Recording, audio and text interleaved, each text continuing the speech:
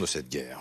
Oui, c'est une véritable bataille navale qui débute vers 22h20 et qui dure 110 minutes, soit près de 2 heures. Regardez, 3 destroyers américains, l'USS Truxtun, l'USS Mason et l'USS Rafael Peralta, qui tentent de traverser le détroit d'Ormuz dans une démonstration de force face à l'Iran. Alors en réalité, ils sont placés plutôt ici. Des explosions sont entendues.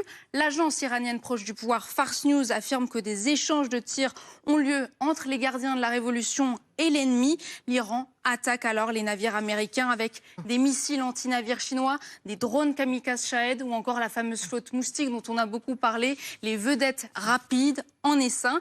Les destroyers américains interceptent missiles et drones grâce à leur défense anti-missiles. Les États-Unis mobilisent aussi AWACS, chasseurs dans la zone. Ici, ce qu'on voit, c'est les Seahawks et les Apaches. Washington affirme qu'aucun destroyer n'a été touché et l'Iran affirme au contraire avoir infligé des dégâts importants.